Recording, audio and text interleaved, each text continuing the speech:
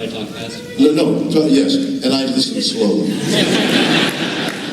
I was wondering if you had any interest in reprising your role as Kirk and being in the new Star Trek movies, like Nimoy does? The weirdest thing has happened. And I think I can tell you because it's so weird. You won't believe it anyway. So I'm in Australia. I was doing some work in Australia a couple of weeks ago. And I was in Brisbane, and then I took some 3-4 days off and dove, scuba dived and snorkeled at the Great Barrier Reef, and then came back to Sydney and appeared in Sydney. And at that point, somewhere in that time, J.J. Abrams calls Los Angeles, and I'm not there. So my assistant calls me and says, J.J. Abrams called, he's going to call back. I said, great, I got my phone. I wonder what J.J. wants.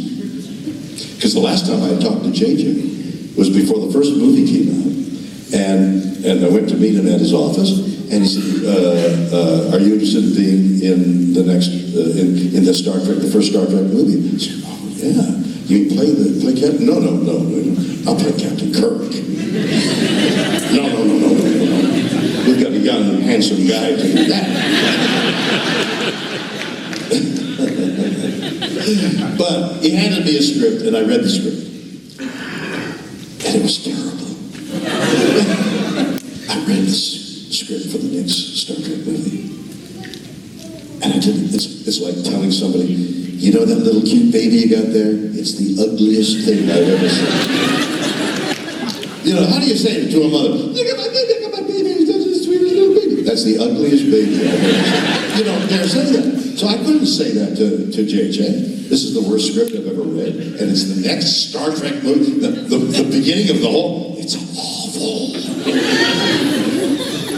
Turned out it wasn't the script at all. He had handed out, he wanted, I don't know quite what he was doing, he was assessing whether people were interested in being in the movie, and handing them a script that they must have been a dummy script, because the next script was pretty darn good, and the final movie was really good. But it wasn't this script that I read. So now I get this call, and he's going to call back. And a week and a half goes by, and he never calls back. And it's one of those things. I wonder what J.J. wanted. I wonder if he's going to call back. I mean, maybe it's this whole another. Maybe it's a trick. Maybe it's TMZ. Maybe they'd be that cruel. So he calls. He says, he's in London shooting. Guess what he's shooting? Yeah, the other one. He said, I'm calling, Bill, because the director of Star Trek, the next movie, has had an idea where you might be involved. So I'm calling to find out whether you'd be interested. I said, interested? Oh, yeah.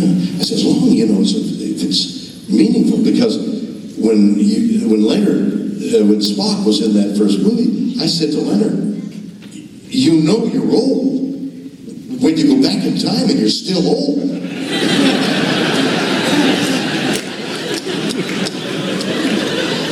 So it depends on what you do with the character, but I'd be delighted. He says, okay, now Bill. Silence. No. You can't say anything to anybody. I said, JJ, I won't even tell my wife. I won't tell anybody. Hey, Andy wants me to be up. No, I won't. I wouldn't do that, JJ.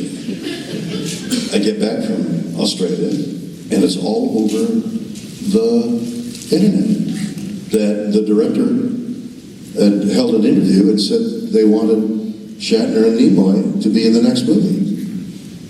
I bet you JJ's frothing at the mouth at this point. So the news is out that they have an idea that they want Leonard and myself. They might want Leonard and myself in. But I'd love to do it. But how do you get me 50 years later into the movie? I mean, how do you ration? I know it's science fiction, but even I couldn't come up with an idea. So that's the news on that. You got it? Thank you. You're welcome.